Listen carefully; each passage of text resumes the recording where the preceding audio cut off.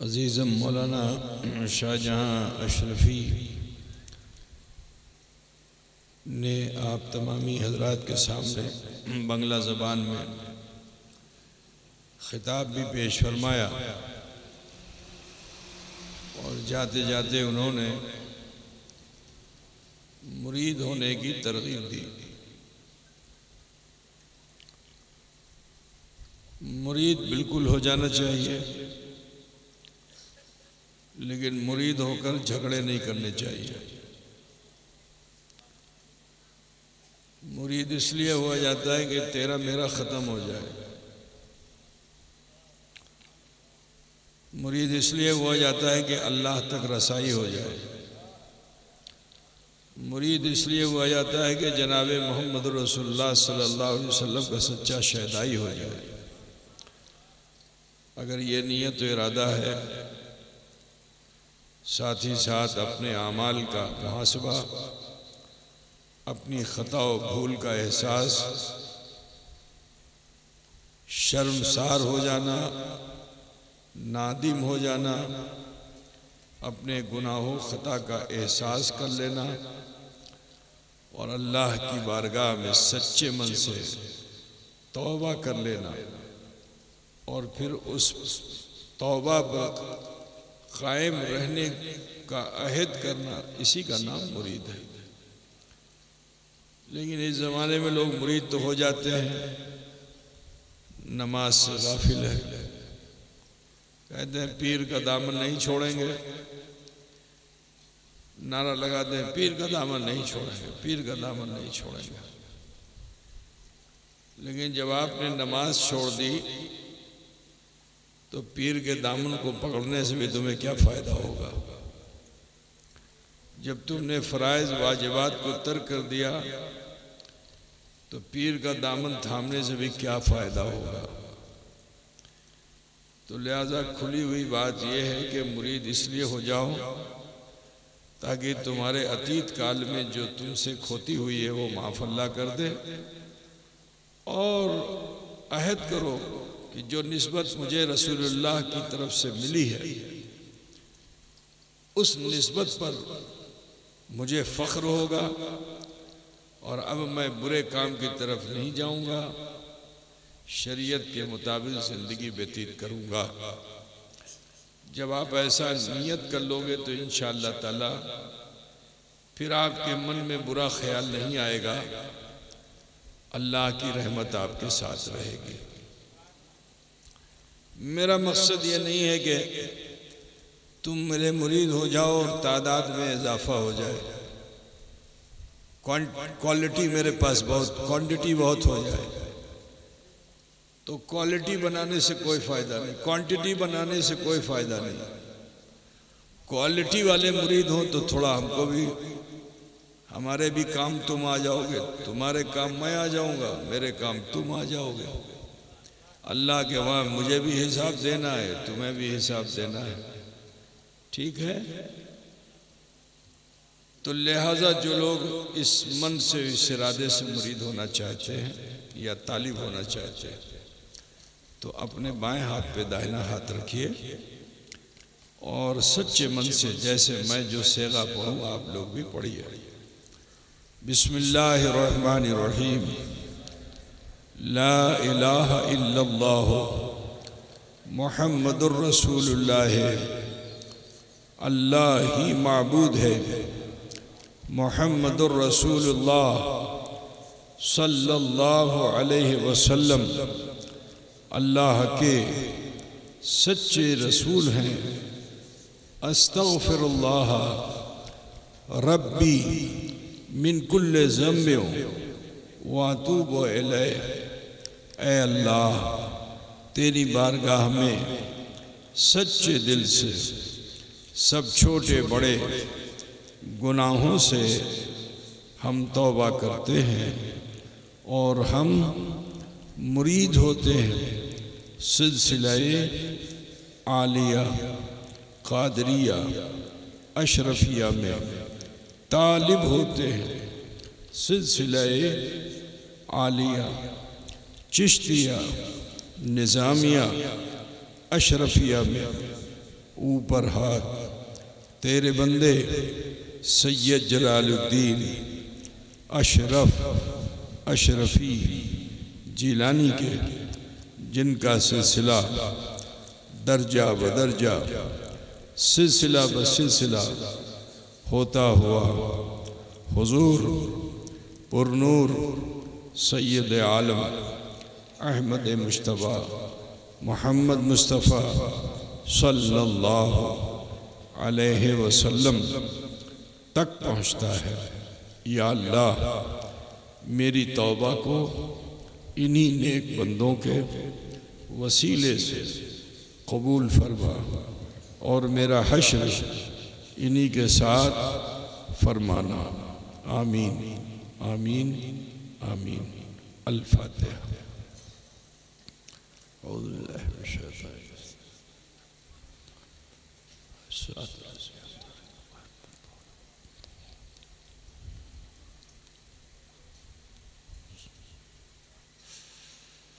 सरवरा शाह करीमा दस्तगीरा अशरफा हुर्मते रूह पैगंबर यक नज़र कुन सुए माँ ली खमसतुन नुत्फ़ी बिहा हर्रल वबाइल हातिमा अल मुस्तफ़ा वल मुर्तज़ा वब्नाहुमा वल फातिमा व सल्लल्लाहु तआला अला खैर खल्क़ी व नूर अर्शी व मज़हर लुत्फ़ी मुहम्मद व आलिहि व अस्हाबी अजमईन बिरहमतिका या अरहमर राहिमीन बिहक़्क़ि ला इलाहा इल्लल्लाह मुहम्मद रसूलुल्लाह।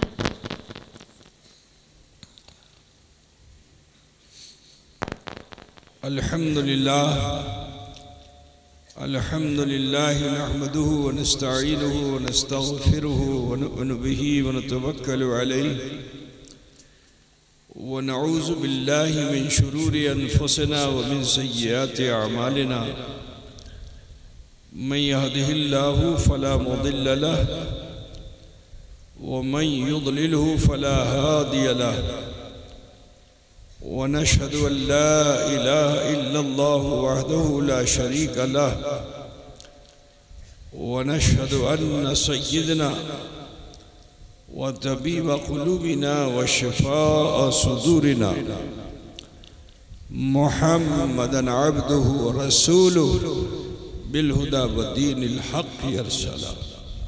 अम्मा बाद फ़ऊज़ु बिल्लाहि मिनश शैतानिर रजीम बिस्मिल्लाहिर रहमानिर रहीम व अंतुमुल आलौना इन कुंतुम मोमिनीन सदक़ल्लाहु मौलानल अज़ीम व बल्लगना रसूलुहुन नबियुल उम्मीयुल करीम व नहनु अला ज़ालिका लमिनश शाहिदीन व शाकिरीन वल्हम्दुलिल्लाहि रब्बिल आलमीन। मोअज़्ज़ज़ उलमाए मिल्लत इस्लामिया शोराए इस्लाम नक़ीब जलसा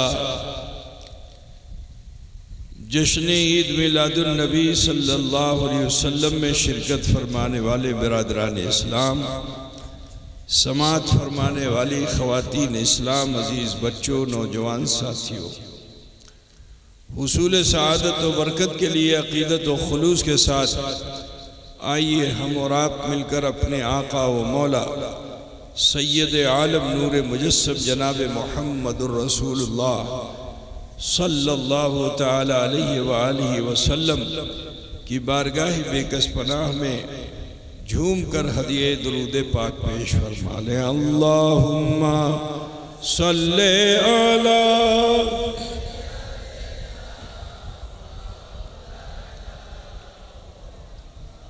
वाला आले मौलाना मुहम्मद। अल्लाहुम्मा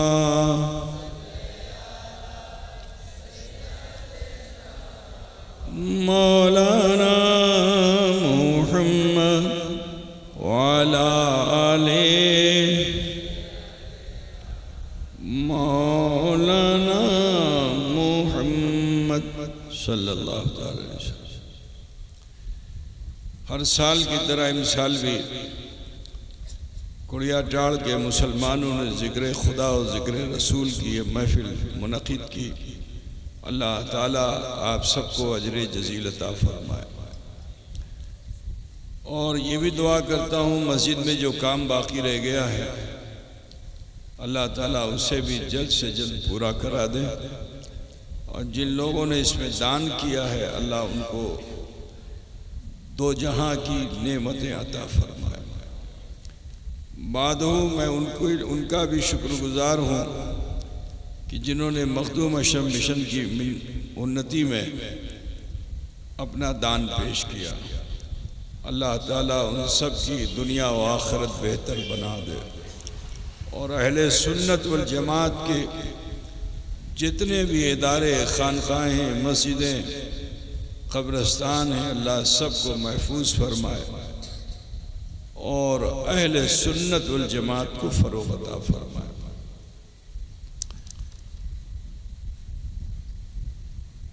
अल्लाह रब्बुल इज़्ज़त इरशाद फरमाता है, वांतुमुल आलौना इन कुंतुम मोमिनीन, तुम ही सरफराज हो, तुम ही सर बुलंद हो अगर मोमिन हो जाओ। अजीजो, अल्लाह ताला ने मखलूक को तख्लीक फरमाने के लिए लफ्ज़ कुन का ऐलान फरमाया, मखलूक तख्लीक हो गई। लेकिन जब हजरत इंसान को पैदा करना हुआ तो अल्लाह रब्बुल इज़्ज़त ने फरिश्तों के दरमियान इरशाद फरमाया, इन्नी जाइलुन फिल अर्द खलीफा, मैं ज़मीन पर अपना नाइब बनाने जा रहा हूँ। तो फरिश्तों ने अल्लाह की बारगाह में अर्ज़ किया, अतजलो, ऐ अल्लाह तू ऐसा क्यों करेगा, फ़ीहा मैं युफ़्सिदु व युस्फ़िकु दिमा, वो तो आपस में झगड़े करेंगे, खून खराबा करेंगे। नहनु नुसब्बिहु बिहम्दिका व नुक़द्दिसु लक, ए अल्लाह हम तेरी तस्बीह बयान करते हैं, तेरी पाकी बयान करते हैं, हम ही काफ़ी हैं। तो अल्लाह ताला ने उन फरिश्तों को आगाह किया कि इन्नी आलमु मा ला तालमून, जिठा आमी जानशी शिटा तुम्ही जानो ना।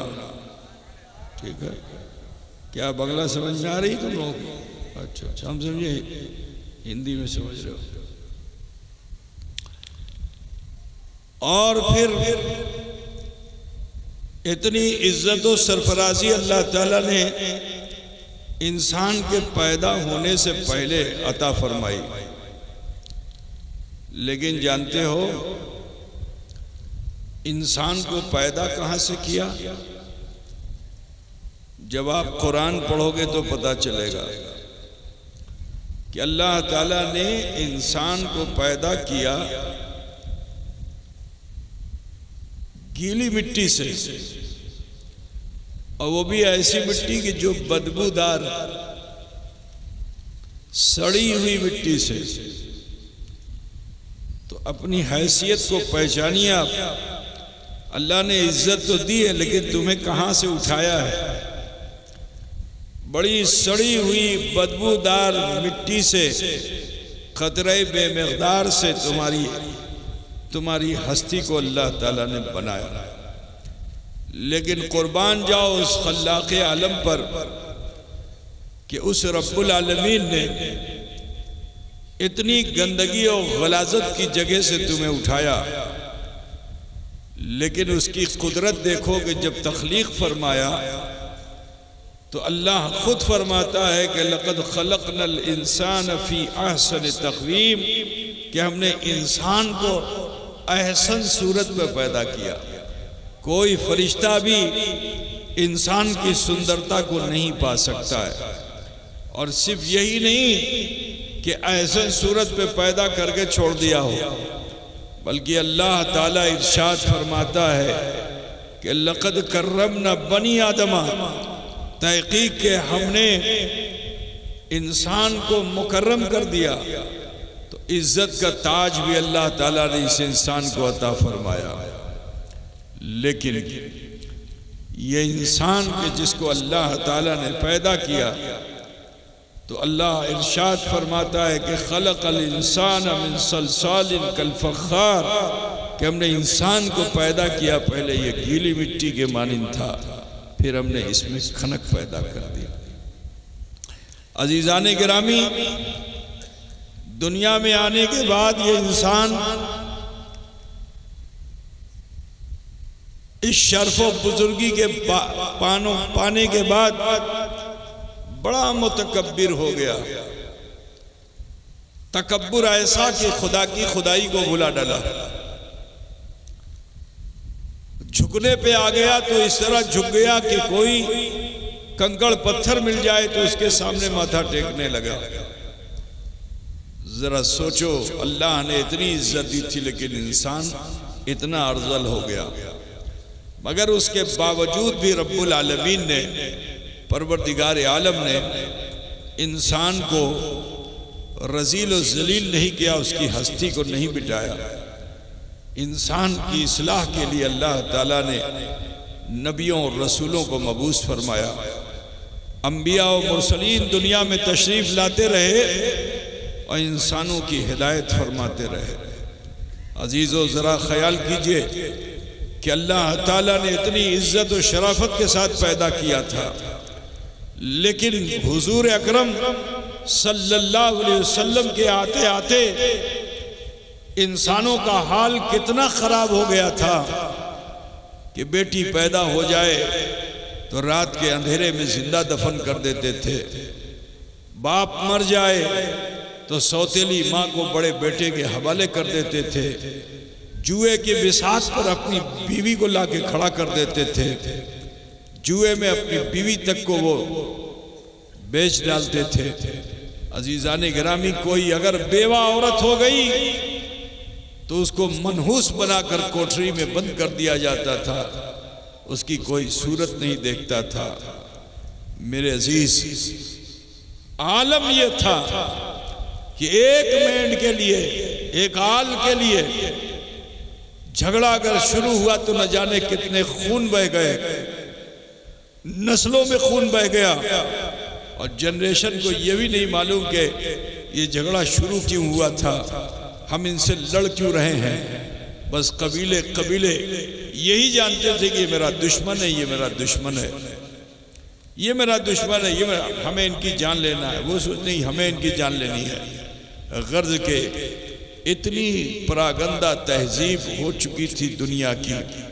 और ऐसे माहौल में फिर अल्लाह रब्बुल इज़्ज़त ने, परवरदिगार आलम ने इंसान को शर्फ व बुजुर्गी बख्शने के लिए अल्लाह ताला ने रहमते दो आलम अहमद मुश्तबा मोहम्मद मुस्तफ़ा सल्लल्लाहु अलैहि वसल्लम को इस खाकदाने गीती पे जलवा फ़िगन फरमाया। रसूल रहमत क्या आए कि एक इनकलाब आ गया।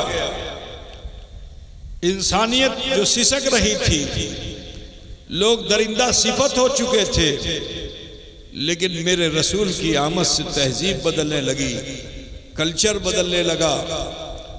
मगर जब अल्लाह के रसूल सल्लल्लाहु अलैहि वसल्लम ने एलाए कलिमतुल हक किया तो दोस्त कम बने, दुश्मन ज्यादा बन गए। जब उनके नफ्स को झिझोड़ा जाने लगा तो वो मुखालिफ हो गए मोहसिन इंसानियत जनाब मोहम्मद रसूलुल्लाह सल्लल्लाहु अलैहि वसल्लम के। बिरादरान मिल्लत इस्लामिया, अल्लाह तबारक व तआला ने अपने हबीब सैयद आलम सल्लल्लाहु अलैहि वसल्लम को इस खाकदाने गीती पे जलवा फ़िगन फरमाया। और जब आपने दावत हक पेश फरमाई तो अगर अबू बकर मुशर्रफ इस्लाम हो जाएं तो अंबिया के बाद सबसे बड़ा मर्तबा सिद्दीक़ अकबर पा जाएं। वो रुतबा जो अल्लाह ने उन्हें दिया था, इंसान को दिया था, वो लौट कर फिर इंसान की तरफ आ जाए। बिरादरान मिल्लत, इंसान अपनी हैसियत को नहीं पहचानता कि अल्लाह ताला ने इंसान को क्या इज्जत और सरफराजी दी है। लौट के उसी की तरफ जाना है। अल्लाह ताला इरशाद फरमाता है, इन्ना अकरमकुम इंदल्लाहि अतकाकुम, तुम में ज्यादा मुत्तकी परहेज, अल्लाह के नजदीक वो ज्यादा मुकर्रम है जो ज्यादा मुत्तकी है, परहेजगार है, अल्लाह से डरने वाला है। बिरादरान मिल्लत इस्लामिया, आओ मैं तुम्हें बताऊं कि वो लोग कि जिन्होंने कलमा ला इलाहा इल्लल्लाह मुहम्मदुर रसूलुल्लाह पढ़ लिया, उनके मर्तबे क्या हैं उसे समझ लो।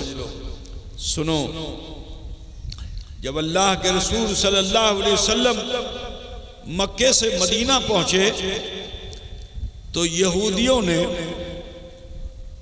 ये कहना शुरू किया, बताना शुरू किया कि कौम बनी इस्राइल में एक शख्स ऐसा था कि जो हजार हजार महीने इबादत करता था। जब ये रसूल पाक ने सुना तो मेरे नबी के दिल में ख्याल पैदा हो गया।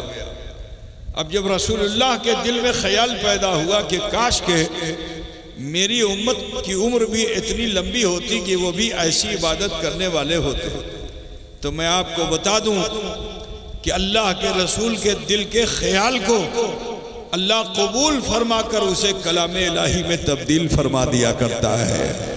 बिरादरान मिल्लत, ये ख्याल जब मेरे नबी के दिल में आया तो अल्लाह ताला ने सूरह कद्र नाजिल फरमाई। क्या? सूरह कद्र, ठीक है ना? लैलतुल कद्र नाजिल की ताकि मेरा हबीब राजी हो जाए। अल्लाह फरमाता इन्ना अंज़लनाहु फी लैलतिल कद्र, कि बेशक हमने कुरान को नाजिल किया लैलतुल कद्र में। और फिर लैलतुल कद्र के बारे में अल्लाह क्या फरमाता है? लैलतुल कद्र खैरुम मिन अल्फ शहर, कि ये लैलतुल कद्र जो है वमा अदरा का मा लैलतुल कद्र, क्या आपने नहीं देखा कि ये रात कद्र वाली कैसी है? लैलतुल कद्र खैरुम मिन अल्फ शहर, कि लैलतुल कद्र वो है कि जो एक रात हजार महीनों पर भारी है। कोदाड़ा बुझते सुनना। अच्छा, यहां मैं एक बात और भी बताता चलूं कि हजरत जिब्रील अमीन अलैहि तैयतो व सना बड़े जलील कद्र नबी हैं, जो किसी रसूल हैं, नबी नहीं रसूल हैं, जो किसी गैर नबी के पास नहीं जाते। समझ रहे? नबी के पास जाएंगे अल्लाह का कलाम लेकर के, अल्लाह का हुक्म लेकर, अल्लाह की वही लेकर नबियों के पास जाते रहे। किसी के पास 10 मरतबा आए, किसी के पास 100 मरतबा आए, किसी के पास 1000 मरतबा आए। हमारे नबी की बारगाह में 16,000 मरतबा आए। कितना? ठीक है ना? लेकिन किसी आम इंसान के पास हजरत जिब्रील नहीं जाते। लेकिन ऐ मुसलमानों, तुमने निस्बत हासिल की है, निस्बत हासिल की है तुमने रसूलुल्लाह से, तो जरा अपने मर्तबे को पहचानो कि हजरत जिब्रील अमीन किसी और के पास तो नहीं जाते, लेकिन हर साल उम्मते मोहम्मदी के पास आते हैं। सुभान अल्लाह। नाराए तकबीर, नाराए रिसालत, नाराए हैदरी, सरकार ताजुल औलिया। जरा ख्याल फरमाइए कि आप जब शब बरात लैलतुल कद्र होती है तो बोलो पूरा गांव जोश में होता है कि नहीं होता है? कोई फातिहा कराता है, कोई नमाज पढ़ता है, कोई कुरान पढ़ता है। रात में ऐसा लोग करते हैं कि नहीं करते? करते हैं ना? तो जरा सोचो, एक रात अगर मुसलमान नफल इबादत में लग जाए तो अल्लाह तबारक व तआला फरिश्तों को भेजता है, और सिर्फ फरिश्तों को नहीं भेजता, फरिश्ते के सरदार को भी भेजता है कि तनज़्ज़लुल मलाइकतु वर्रूह फीहा बिइज़्नि रब्बिहिम मिन कुल्लि अम्र। समझ रहे हैं आप? कि तनज़्ज़लुल मलाइकतु वर्रूह, फरिश्तों को अल्लाह ताला ने आसमानों से भेजा, सरदार मलाइका मकीन सिदरा जिब्रील अमीन के साथ, कि जाओ जाओ देखो मेरे मुस्तफा का उम्मती कैसा है। तुम कहते थे अज़ल में ये झगड़ा करने वाला है, ये फसाद करने वाला है, ये खून खराबा करने वाला है, ये जंगो जदाल करने वाला है। लेकिन जाओ जाके देखो मेरे मोहम्मद अरबी का उम्मती है जो मेरी बंदगी में लगा हुआ है, जो मेरी बंदगी में लगा हुआ है। ऐ फरिश्तों जाओ और जा करके ये नजारा देखो और देखकर खामोश मत रहना, सुबह तक उसके लिए मगफिरत की दुआ करते रहे। तो अजीजो जरा सोचो, अपनी हैसियत को पहचानो। आज अफसोस है कि मुसलमान अपनी हैसियत को भूल गया है, जिसकी वजह से वो जलील ख्वार हो रहा है, रुसवा हो रहा है। अपने वक़ार, अपनी हैसियत को पहचानिए कि तुमने जब कलमा पढ़ लिया तो अब तुम कमज़ोर नहीं हो। कुल्लु मोमिनिन इख्वा, सारे मुसलमान भाई भाई हैं, सब इस्लाम को हासिल करने की बुनियाद पे मर्तबे वाले हो गए हो, रुतबे वाले हो गए हो। चलो आज मैं तुम्हें यही बताता चलूँगा ताकि तुम अपनी हैसियत को पहचान लो। सुनो, नबी रहमत का मुकाम तो बहुत बुलंद है। अरे उम्मत अगर सीधी राह पे आ जाए तो उसका मर्तबा मुकाम क्या है उसे सुनो।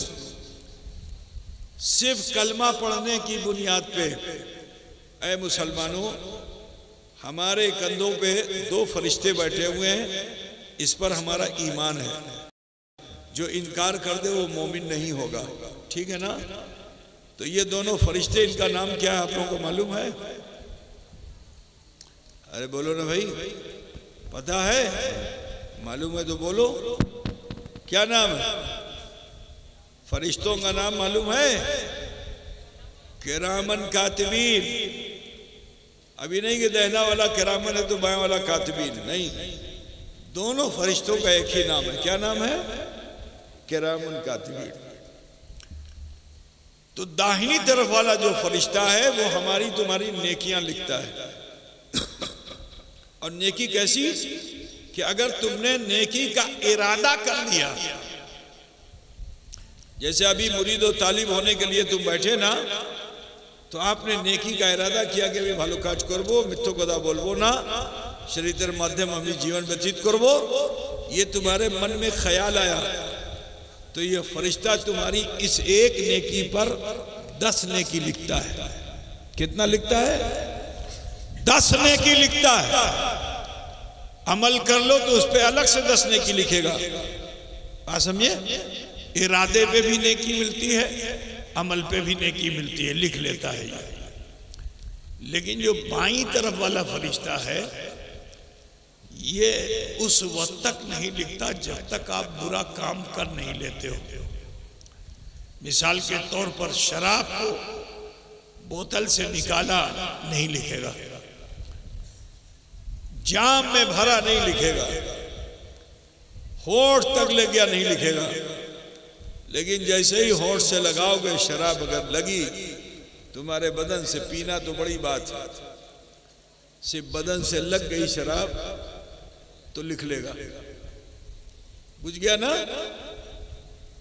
ऐ अजीजो, लेकिन अपनी हैसियत को पहचानो कि तुम मुसलमान हो, तुमने कलमा पढ़ा है तो अल्लाह ने तुम्हारे रुतबे को कितना बुलंद किया है कि ये फरिश्ता भी, उम्मते रसूल तुम हो तो ये फरिश्ता भी तुम पे मेहरबान है कि जिस वक्त तुमसे खुदा न खास्ता कोई बुराई होती है और ये लिखने जाता है तो दाहिनी तरफ वाला फरिश्ता बाईं तरफ वाले फरिश्ते से कहता है कि ए फरिश्ते, ठहरो ठहरो, रुको रुको, अभी लिखना नहीं, हो सकता है कि इसे तौबा की तौफीक।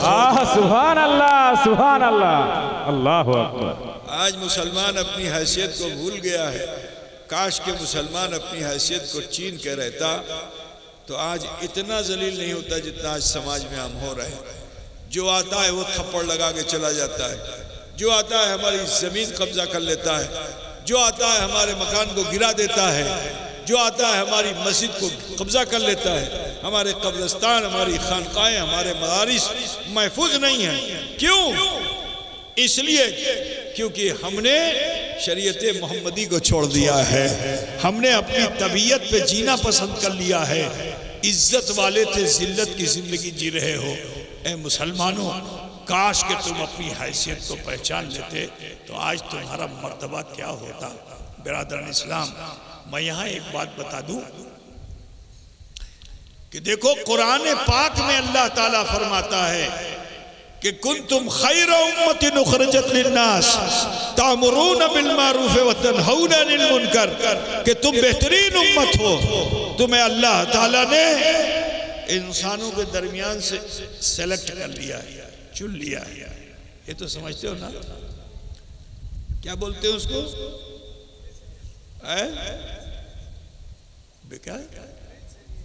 बेचैनी से नहीं। मिसाल के तौर पर जैसे ये लाल गुलाब है, ये पीला गुलाब है, ये जामुनी गुलाब है ना, लगा हुआ है, सारे गुलाब लगे हुए हैं। अब इसमें से तुम अगर निकालो, सेलेक्ट करो, तो क्या बोलेंगे उसको? बहुत मुश्किल से समझ में आता है तुम्हारे। क्या बोलते हैं?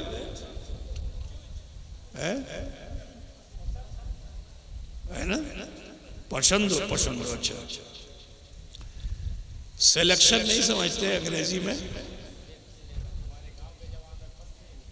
क्या? पसीन, थोड़ा बढ़ा दो तो पसीना हो जाएगा, जो बह रहा है अभी, है ना।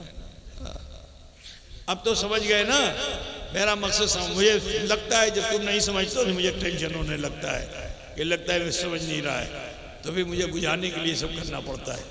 मुझे अपनी चीज नहीं करानी है, मुझे अपनी बोली से तुम्हें मुतासिर नहीं करना है। मैं ये चाहता हूँ कि दीन की दावत बस दिल में ढुक जाए, ताकि तुम्हारी बुराइयां तुम्हारे दिल से निकल जाएं और तुम इतने अच्छे हो जाओ कि अल्लाह तबारक व तआला दुनिया में भी तुम्हें इज्जत दे, और कल जब मैदान महशर पहुंचो तो वहां भी अल्लाह तुम्हें इज्जत दे। सुभान अल्लाह, हक अल्लाह।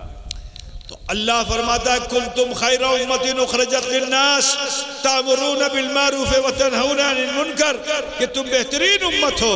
तुम्हें इंसानों के दरमियान से पसंदो किया गया है। अल्लाह ने तो सारी मखलूक में इंसान को पसंदो किया, लेकिन फिर जरा सोचो 18,000 मखलूक, उसमें से अल्लाह ने इंसान को पसंद किया, और फिर इंसानों में से अल्लाह ने मोमिनों को पसंद किया। तो अपनी तो क्वालिटी हुई कि नहीं हुई? कितने छड़े छड़ाए तुम हो, खाली इसलिए क्योंकि तुमने कलमा पढ़ा है। जरा सोचिए, तो अल्लाह तुम पे नाज करता है कि जो मेरे मोहम्मद का शहदा है, जिसने कलमा ला इलाहा इल्लल्लाह मोहम्मद रसूलुल्लाह पढ़ लिया है, अल्लाह ताला तुम पे कितना नाज करता है। जरा सोचो कि वो फरमा रहा है कि वो शरीयत पे ही अमल करने वाले हैं, ठीक है ना। तामुरून बिल मारूफ व तनहौना अनिल मुनकर, कि ये जो मोहम्मद के शहदा होते हैं, ये तबीयत पे नहीं जीते, मुस्तफ़ा की दी हुई शरीयत पे जीते हैं। जिस चीज से नबी ने मना कर दिया रुक जाते हैं, जिस चीज को करने का हुक्म दिया जाता है उसे कर लेते हैं। क्या मर्तबा है मुसलमानों तुम्हारा।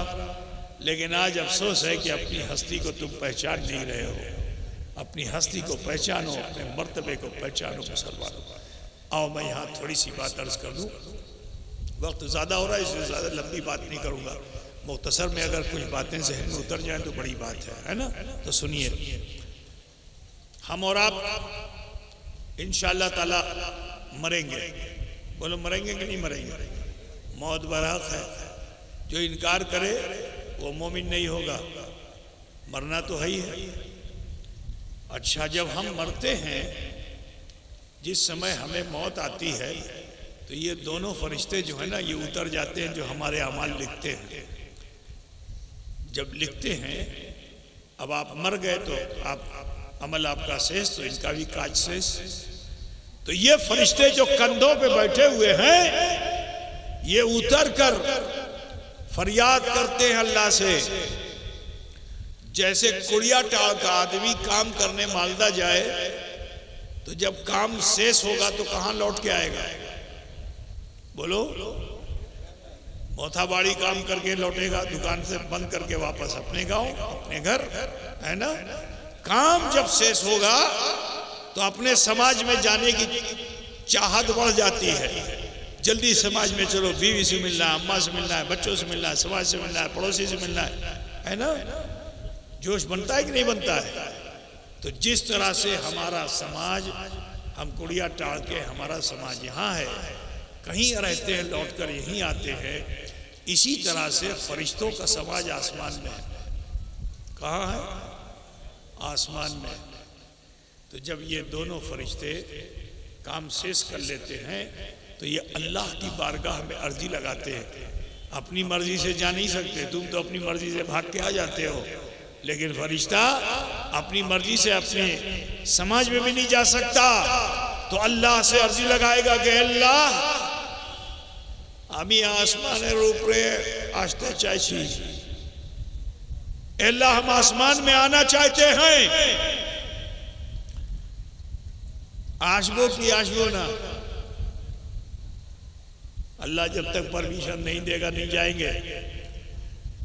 तो उन फरिश्तों से अल्लाह इरशाद फरमाएगा तुमको अभी आसमान में आने की जरूरत नहीं है।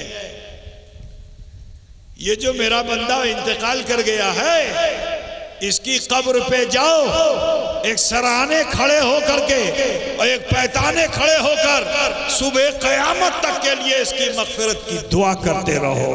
कुंतुम खैरा उम्मतिन उखरिजत लिन्नास तामुरून बिल मारूफ व तनहूना अनिल मुनकर। तुम बेहतरीन उम्मत हो, तुम्हें अल्लाह ताला ने इंसानों के दरमियान से पसंद किया है, और जो पसंदों करने के बाद तुम्हें सरफराजी और सरबलंदी अता फरमाई है। कतटा बुझते छिन्न बाबा? सुनो, अपनी हैसियत को पहचानो, अपनी तहजीब को बदलो, अपने माशरे को बदलो। अल्लाह रब्बुल इज़्ज़त इरशाद फरमाता है, तुम्हारी छवि को अल्लाह ने कुरान में रखा है। अगर आप इजाजत दे तो मैं वो बात भी रख दूं। सुनेंगे भाई? सुन बेन जी।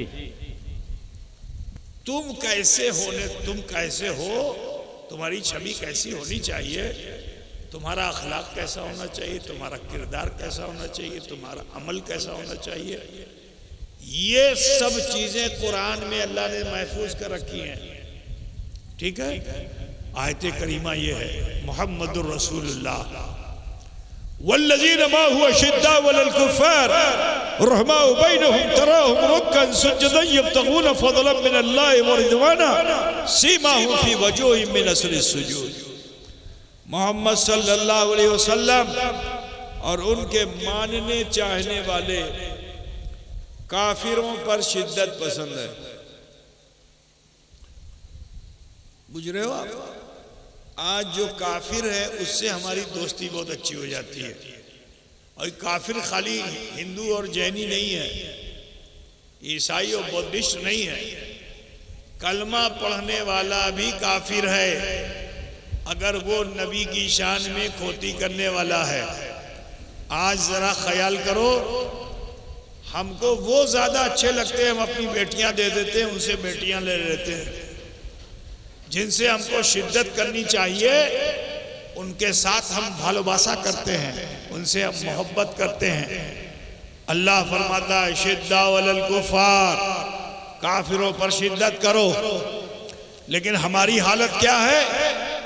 गौर से सुनिए, हमारी हालत क्या है कि हम उनसे दोस्ती करना पसंद करते हैं, क्योंकि वहाँ हमारी ज़बान को लज्जत मिलती है, हमारे नफ्स को लज्जत मिलती है, हमें टका पैसा मिलता है, हमें माल मिलता है, हमें दौलत मिलती है, तो हम उनसे अच्छे रिश्ते बनाने की कोशिश कर रहे हैं। शक्ल हमारी कितनी बिगड़ी हुई है।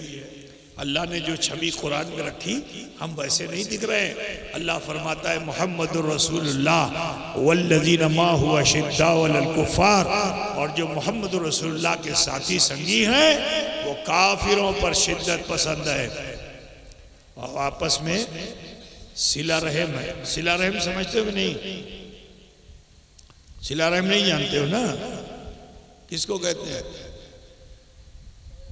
भालोबासा रखना। समझ गए ना? आपस में भालोबासा रखते हैं। जरा कुरान की इस आयत को सामने रखो, अपना जीवन देखो। काफिर से तुम्हारी दोस्ती है, आपस में भाई बंधु रिश्तेदार से झगड़ा है, क्योंकि यहाँ जमीन में 1 सेंटीमीटर का इख्तिलाफ है। यहाँ दीवार इसने मेरी 1 फीट आगे कर ली, 1 फीट पीछे कर ली। समझ रहे हैं आप? तो हमारी हालत क्या हो गई है कि आपस में हम झगड़े कर रहे हैं, लड़ रहे हैं। और सिर्फ यही नहीं, अब तो पीरी मुरीदी में भी झगड़े करता है। कहता है ये मेरा पीर है, वो मेरा पीर है, इससे कोथा नहीं बोल रहा है, उससे कोथा नहीं बोल रहा है। कितने गंदे तुम हो चुके हो।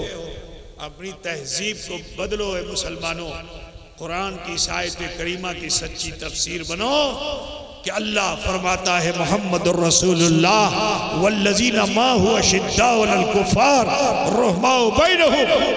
आपस में मुसलमान भाई भाई है, आपस में मुसलमान भाईचारा के साथ रहता है, ठीक है, सिला रहमी के साथ रहता है, माफ करने की सलाहियत है। मेरे नबी ने फरमाया कि अगर इख्तिलाफ हो जाए, झगड़ा हो जाए, तो उस झगड़े को ज्यादा दिन तक मत रखो। दिल में अगर दुख भी पैदा हुआ है तो 3 दिन के अंदर अपने मसले का हल निकाल लो। 3 दिन क्या, 3 नस्लें गुजर जाती हैं, मसला हल नहीं होता है। आज का मुसलमान ऐसा हो चुका है। लौटो ए मुसलमानों, ये जो जिल्लत की जिंदगी है हमें मिल रही है, उसकी एक वजह यह है क्योंकि हमने अपने मिजाज को बदल रखा है। हम दुनियादार हो गए हैं, मुस्तफ़ा के वफादार नहीं हैं। ऐ अजीजो, वफादारी मुस्तफ़ा में जीवन गुजारो, अल्लाह फिर से तुम्हें तुम्हारी इज्जत को लौटा देगा। कोदाड़ा बुझते छिन बाबा। तो कुरान की आयत करीमा में पढ़ रहा हूँ, इसी से अपनी हैसियत को समझिए, ठीक है ना? तीसरी बात जो कुरान में है वो क्या है?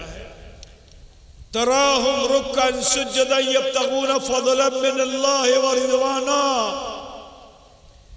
ऐ सुन्नी मुसलमानों, तुम तो शिन्नी बतासा लेके बैठ जाते हो, बच्चा जवान बूढ़ा औरत मर्द सब जमा हो जाते हैं, लेकिन जरा सोचो कि हय्या अला सलाह हय्या अल फलाह पे कितने लोग जमा होते हैं।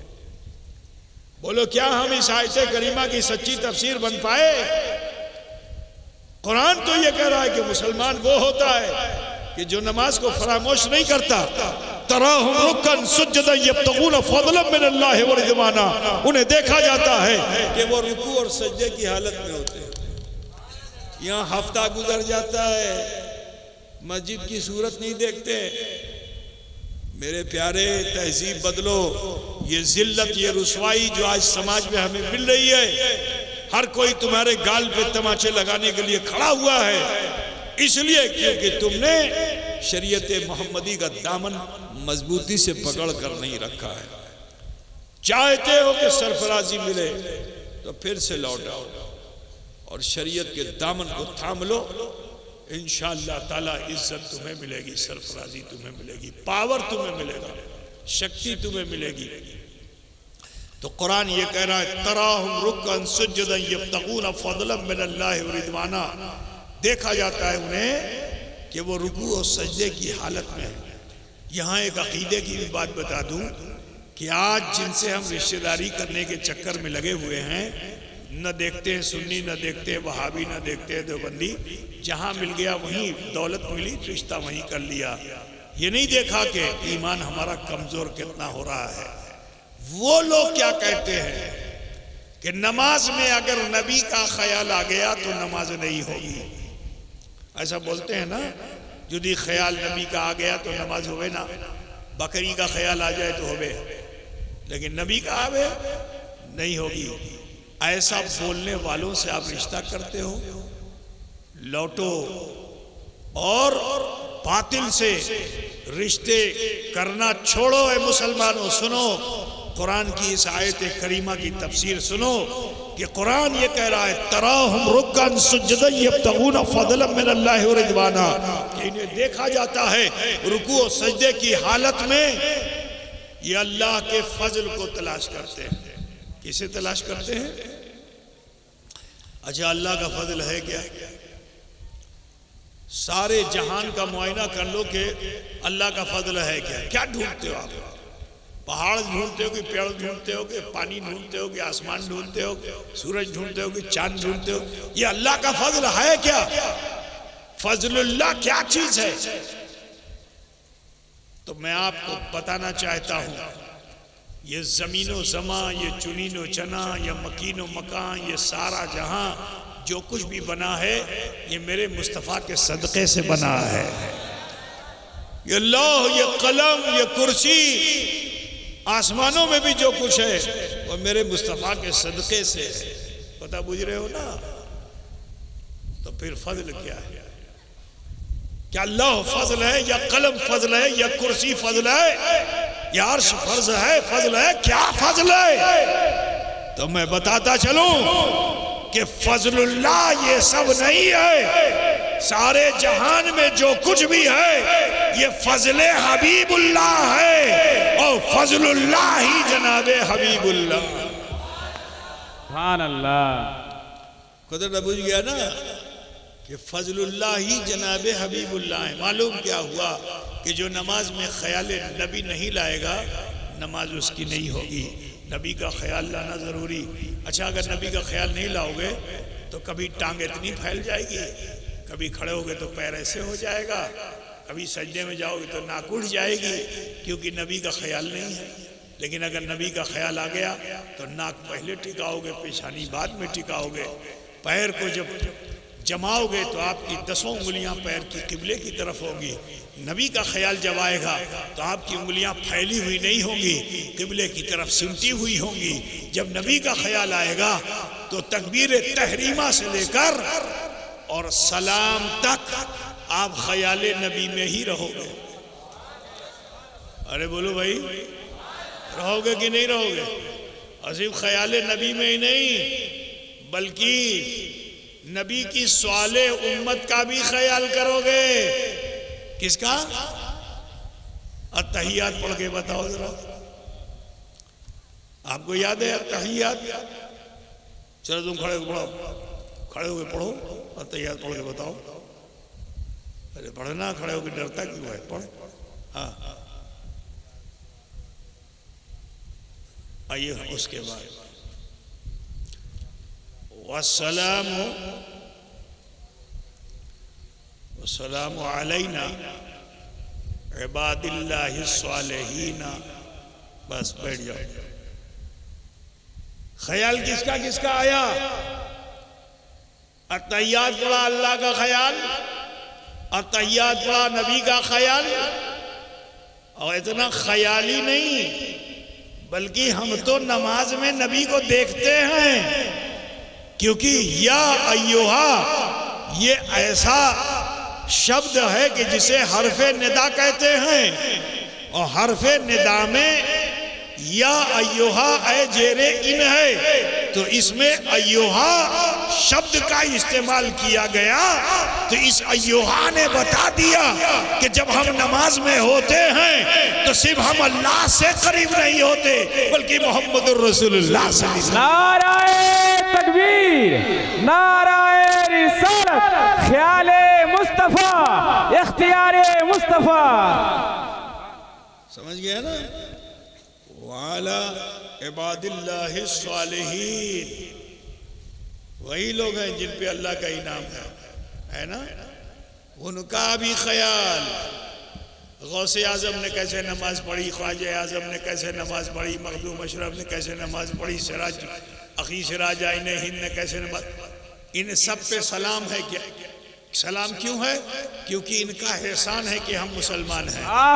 सुभान अल्लाह। तो बुझते से ना कि इन पे भी जो अल्लाह के सालेह बंदे हैं उनको सलाम हम करते हैं। सलाम उनको भी करते हैं, एहसान उनका है कि आज हमारे सीनों में हक मौजूद है, इसलिए हम उनको भी सलाम करते हैं। अच्छा, इसी पे बस नहीं, ये सलाम जब हो जाता है तो फिर हम नबी और आले नबी पर दुरूद भी भेजते हैं। सुभान अल्लाह। और दुरूद ना भेजे तो नमाज ही मुकम्मल नहीं होगी।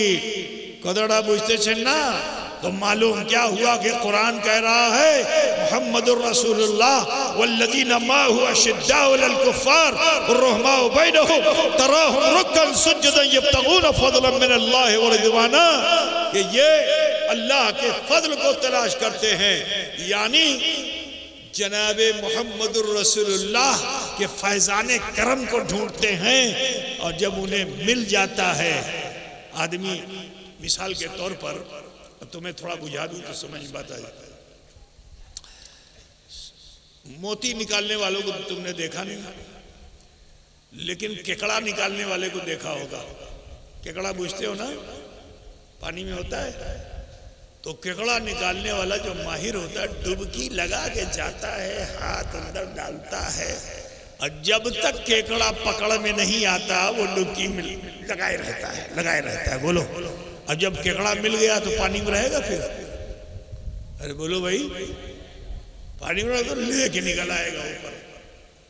कोई तमसील नहीं है, कोई तमसील नहीं है, बिला तमसील तशबीह मुझे कह लेने दो। सजदे में गए, अल्लाह का फजल, अल्लाह का इनाम जब मिला तब रुकने की जरूरत नहीं है। ये गोता जो तुमने लगाया सजदे का, तो सजदे से जब सर उठाते हो तुम तो नूरुल्लाह लेकर आते हो, और ये नूरुल्लाह का असर तुम्हारे चेहरों पर ऐसा होता है कि सूरज की रोशनी भी तुम्हारे चेहरों से उजाले की भीख मांगती है। बिरादरान मिल्लत इस्लामिया, जब ये नमाजें पढ़ पढ़ करके तुम बाहर निकलते हो तो काफिर पर हैबत होती है, काफिर भयभीत हो जाता है। तलवार की जरूरत नहीं है, हथियार की जरूरत नहीं है। मुसलमानों, सिर्फ अपने किरदार को सही कर लो। अगर तुम्हारा कैरेक्टर दुरुस्त हो जाएगा तो तुम्हारे बगैर हथियार के भी तुम्हारे अल्लाह ताला इज्जत अता फरमाएगा। न तुम्हारी जमीन जाएगी, न जायदाद जाएगी, न घर जाएगा, न बाड़ी जाएगी, न मस्जिद जाएगा, न खानका जाएगी, सब महफूज रहेगा, तुम भी महफूज रहोगे। बस जरूरत है कि लौट आओ। जरा सोचो कि अल्लाह ने तुम्हें कितनी इज्जत बख्शी है, लेकिन आज हम उस इज्जत का फायदा नहीं उठा पा रहे हैं। तो लिहाजा लौटिए अपने परवरदिगार की तरफ और माफ़ी के तलबगार हो जाइए। क़यामत बहुत करीब है, इतना आप जान लीजिए। ये तफरीहात, ये ऐशो इशरत की जो ज़िंदगी है, मज़े ले रहे हो, चाहते हो कि अल्लाह ताला मरने के बाद भी तुम्हें मज़े दे, तो ज़रूरत इस चीज़ की है कि क़यामत आ रही है, इससे पहले हमें तुम्हें तौबा कर लेनी चाहिए। हदीस पाक में आया यह है, सुनो गौर से भाई मेरे, हदीस पाक में आया यह है कि जब क़यामत आएगी तो इतनी जल्दी से आएगी कि माँ अपने बच्चे को जो दूध पिला रही होगी, क़यामत इतना जल्दी से आएगी कि वो बच्चा माँ के थन से अपना मुख हटा भी नहीं पाएगा और क़यामत आ जाएगी। और सुनो, जब क़यामत आएगी तो कोई किसी का पुरसाने हाल नहीं होगा। माँ से ज़्यादा भालोबासा कोई किसी को नहीं करता है ना, लेकिन वो माँ भी अपनी जान बचाने के लिए अपने बच्चे को बेदर्दी के साथ फेंक के अपनी जान बचाना चाहेगी, मगर वो भी नहीं बचेगी। क़यामत जब आएगी तो आसमान पे जो सूरज पूरे शबाब पे रहता है वो उतर के सवा नेज़े पे आ जाएगा। हदीस शरीफ में आया ये है कि इंसान के भेजे खोल रहे होंगे, भेजा खोल रहा होगा। ठीक है, भेजा समझते हो ना क्या? मगज वो ऐसे पक रहा होगा जैसे देगची में गोश्त पकता है, खच खच की आवाज आती है ना, ऐसा। समंदर का पानी गर्म हो जाएगा, मछलियां जन भुन कर ऊपर आ जाएंगी। इंसान अपने अमल के पसीने में होगा। किसी का हाल ये होगा कि उसके तलवे में पसीना होगा, किसी का हाल वो होगा कि उसके टखने तक पसीना होगा, किसी का हाल होगा कि घुटने तक पसीना, कमर तक पसीना, कंधे तक पसीना। और आखिर में मेरे नबी ने फरमाया कि कुछ लोग ऐसे होंगे कि जिनके मुंह में पसीने की लगाम लगी हुई होगी। जैसे आप नदी में तालाब में नहाने के लिए जाते हो ना, तो जब अपने कद के से ज़्यादा पानी में पहुंचते हो तो पानी आपके मुंह तक आता है ना। अब ज़रा सोचो, पानी की जगह पे अगर पसीना हो तो क्या हाल होगा। खेत में जाते हो, दुकान पे बैठ के काम करते हो, पसीना बहुत बह जाता है, शाम को आते हो तो मन क्या चाहता है, जल्दी से पानी मिले, हम नहा लें। होता है कि नहीं होता है? तो ये दुनिया का पसीना है, लेकिन वो मौत के वक्त का पसीना बड़ा सख्त है, मौत आने के बाद का पसीना बहुत सख्त है। ऐ अजीजों, क़यामत जब आएगी तो कोई किसी का पुरसान हाल नहीं होगा। लेकिन सुनो, अगर क़यामत आने से पहले तुमने तौबा कर ली तो अल्लाह ताला तुम्हारे लिए कल मैदान महशर बड़ी आसानियां अता फरमा देगा। पुल सिरात से बहुत आसानी से पार हो जाओगे। मीज़ान पे तुम्हारे अमाल जब तौले जाएंगे तो तुम्हारी ये नेकी काम आएगी। पता बुझ रहे हो ना मेरे अजीज? तो लिहाजा इससे पहले के क़यामत आए और क़यामत से पहले हमें मौत आए, तो मेरे नबी ने फरमाया कि तूबू क़ब्ल अन तमूतू, इससे पहले कि तुम्हें मौत आए तौबा कर लो। तो ये महफिल ऐसी है कि जो रसूल पाक से निस्बत रखती है। इस वक्त हम और आप रसूलुल्लाह की महफिल में बैठे हुए हैं। यकीन जानिए कि रसूल पाक के सदक़े अल्लाह हमारे जीवन के बहुत से गुनाहों को माफ़ फरमा देगा। अगर आप चाहते हो कि अल्लाह हमारे गुनाह माफ़ फरमा दे और हमारी खोई हुई इज्जत अल्लाह हमें फिर से लौटा दे, तो ये खोई हुई इज्जत फिर से लौट सकती है। ज़रा सोचिए, ये बंगाल की सरजमीन तो जादूगरों की सरजमीन थी। यहाँ तो हर तरफ भांत भांत के खुदा थे। आज भी 365 दिन में 666 खुदा दिखाई देते हैं मेरे अजीज। लेकिन उसके बावजूद तुम्हारे बाप दादा आए थे तो हथियार लेके नहीं आए थे, लाठी बल्लम लेके नहीं आए थे, नबी का किरदार लेकर आए थे, अपनी अच्छी सूरत लेके आए थे, अपनी अच्छी सीरत लेके आए थे। जिस जगह पे पहुंच गए, काफिर ने उन्हें देखा, कहा कि जब नबी का उम्मती इतना अच्छा है तो वो नबी कितने अच्छे हो। सुभान अल्लाह, सुभान अल्लाह, अल्लाह।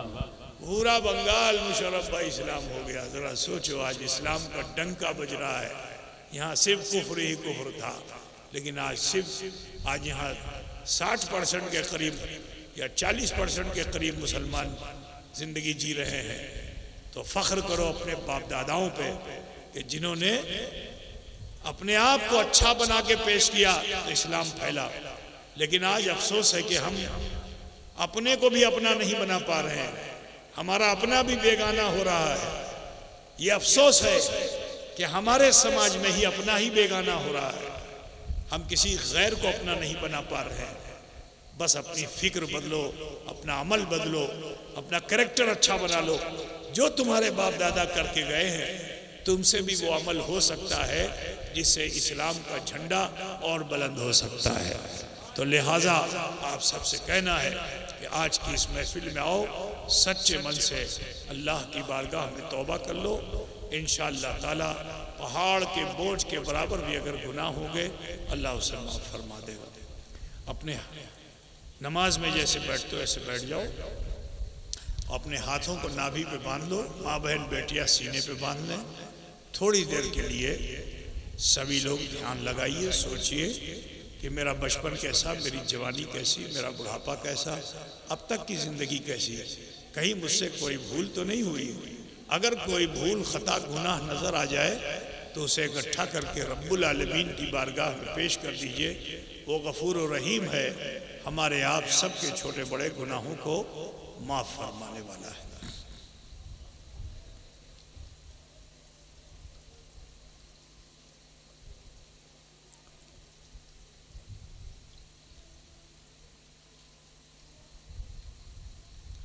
पढ़िए बिस्मिल्लाहिर्रहमानिर्रहीम।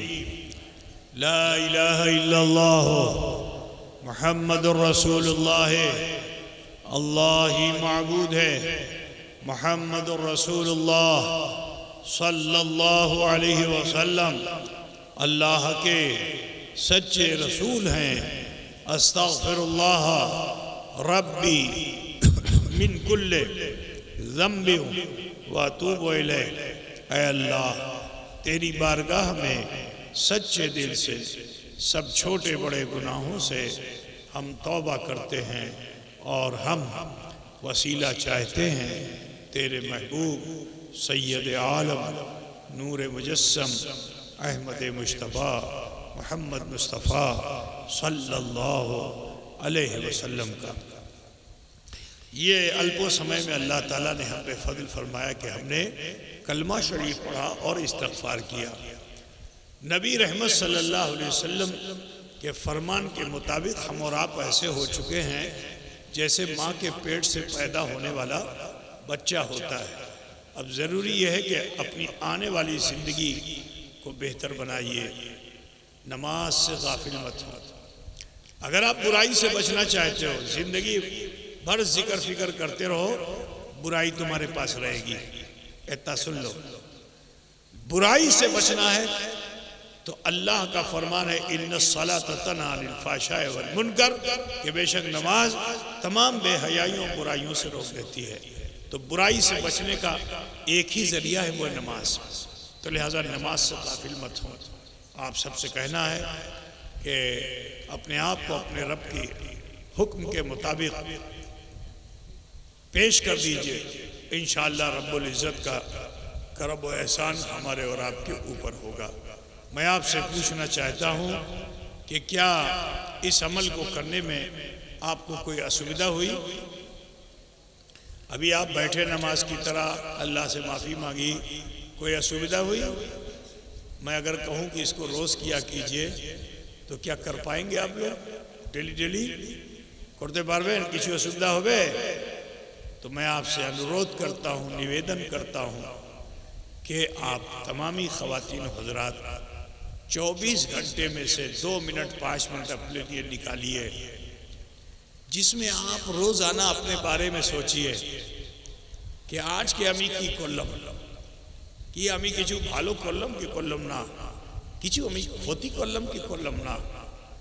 तो जब आप अपनी खोती की तरफ ध्यान दोगे तो छोटी सी कोई खोती भी अगर आपसे हुई होगी तो आप शर्मिंदा होंगे।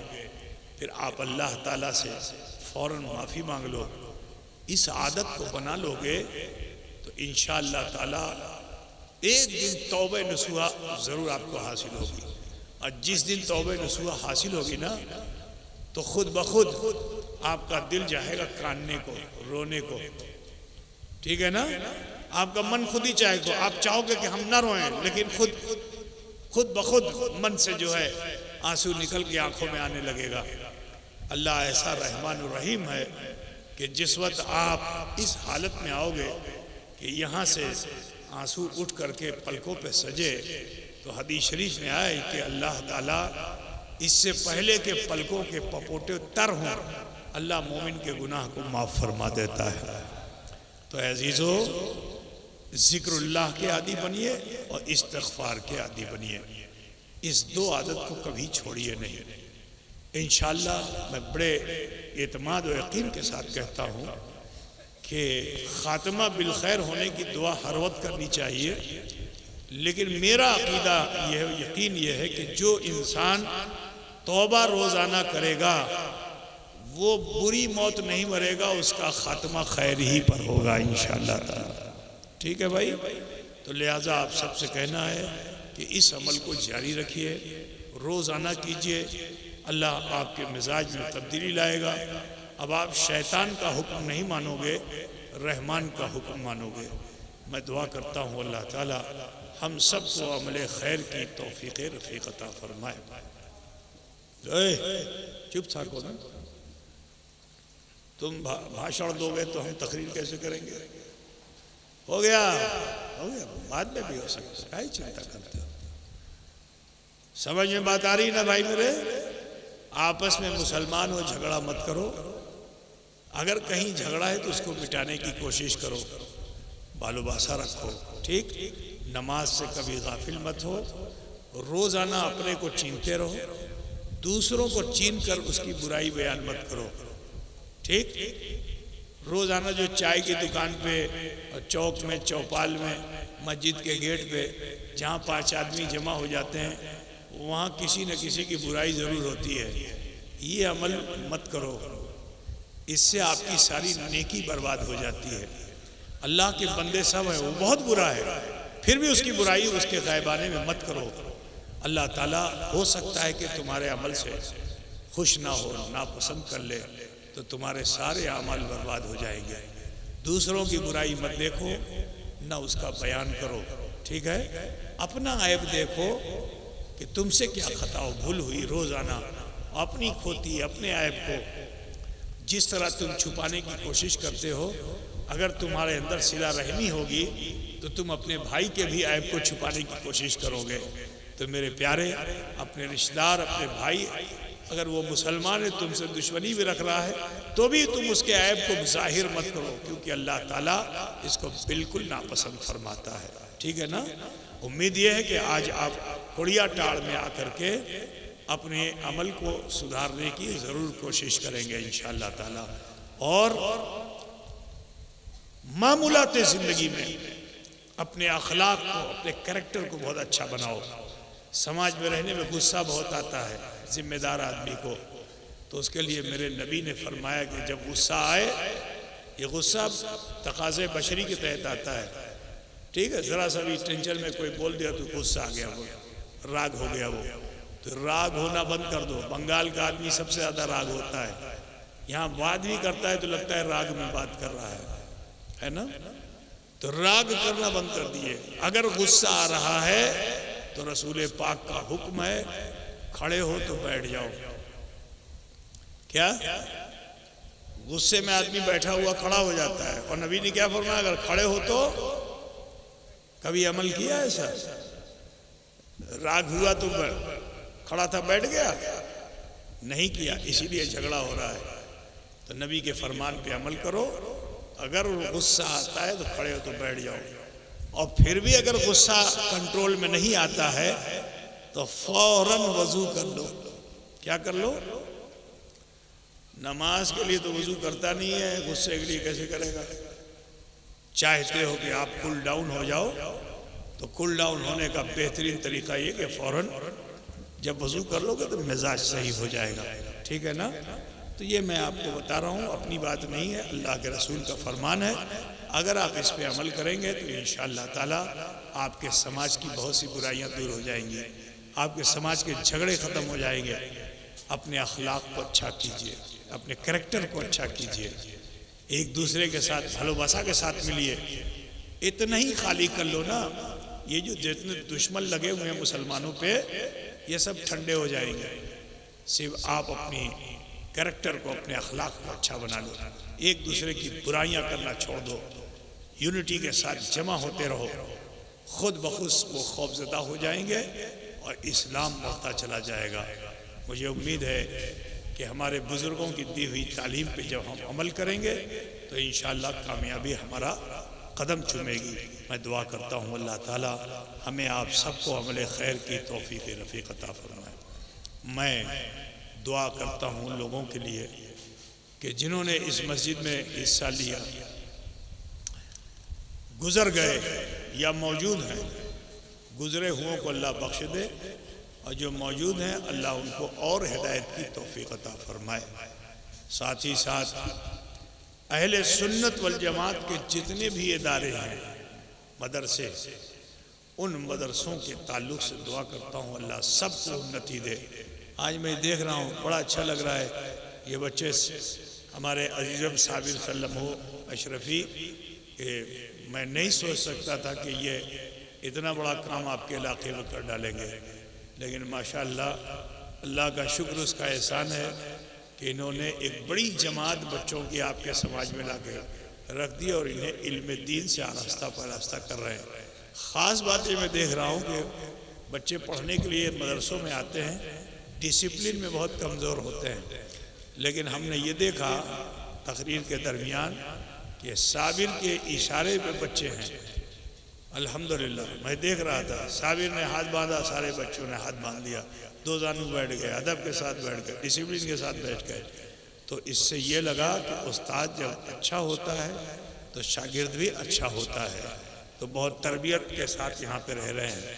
दुआ करता हूँ कि अहले सुन्नत वल जमात के जितने भी इदारे हैं, हर जगह पे इल्म की शम्मा तो रोशन है, अल्लाह करे कि अमल की शम्मा भी रोशन हो जाए, ताकि वहाँ से निकलने वाला बच्चा दुनियादार मौलवी ना हो, मुस्तफ़ा का वफादार मौलवी हो इंशाअल्लाह ताला।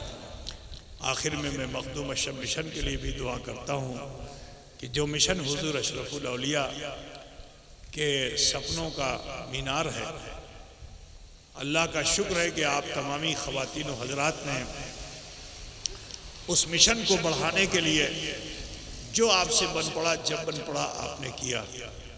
आप जानते हैं कि वो एक वाहिद इदारा है कि जिसमें कोई एजेंट घूमता नहीं कमीशन पे, कि आप किसी को पैसा दें 10 रुपया तो मालूम हो 5 रुपया रह जाए, नहीं होगा, 10 का 10 पहुँचेगा, ठीक है ना।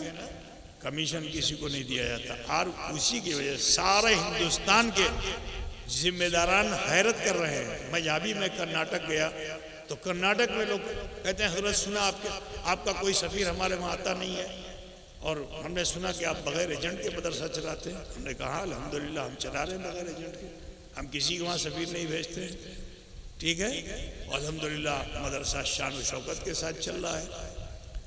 तो क्यों चल रहा है?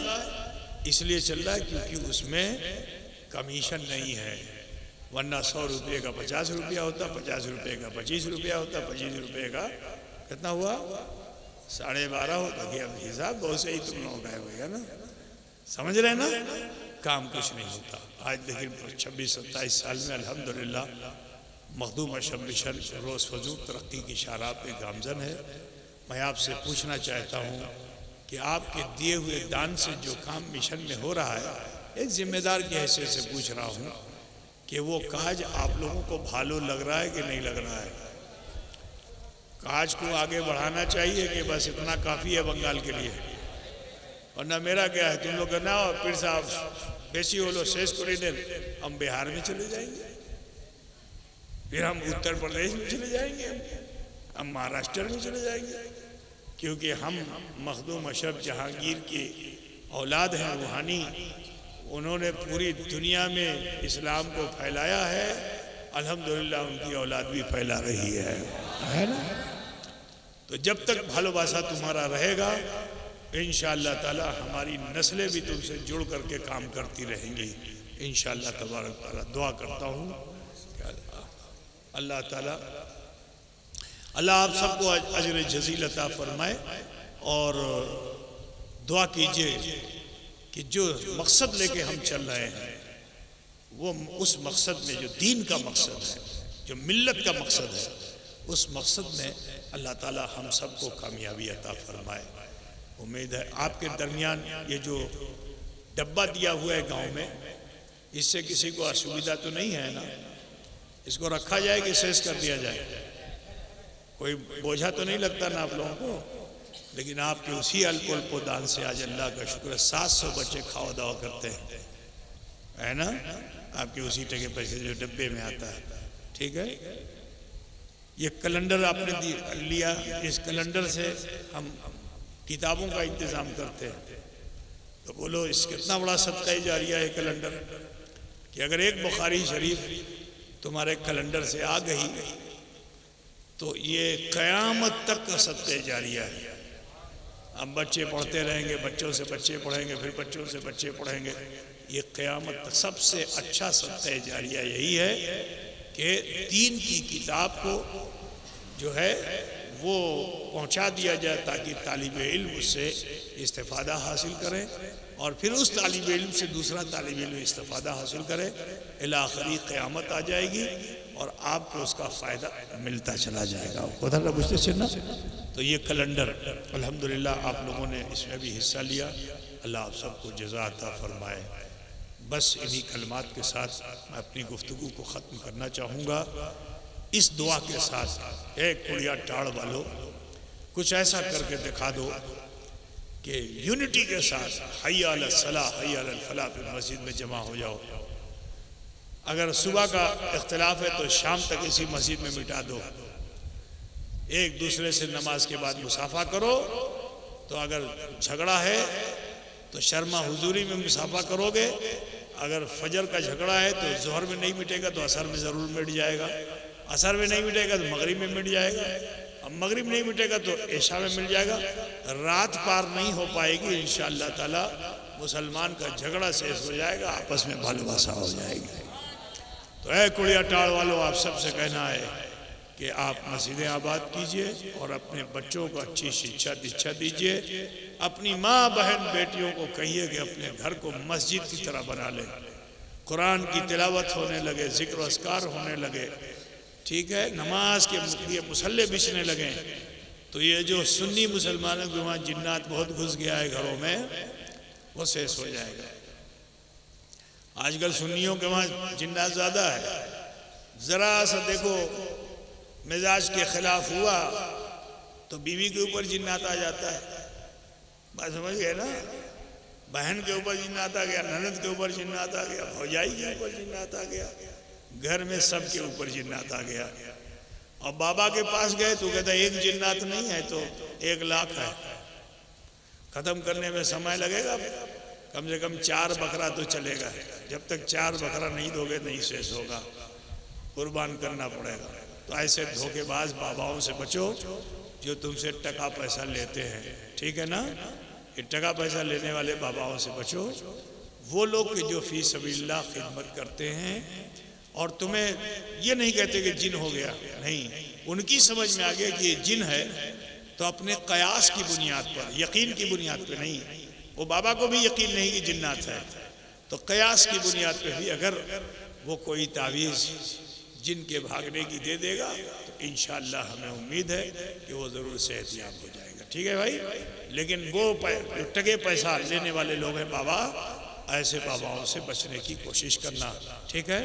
आजकल बहुत ज़्यादा ये चीज़ आम होती जा रही है। सुन्नी मुसलमान ठगा जा रहा है।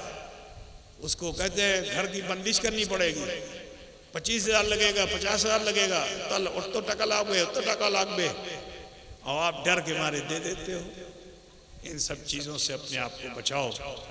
बंदिश कराना है अगर तो घर में हर कमरे में कुरान की तिलावत हो, हर दालान में जिक्रुल्लाह हो।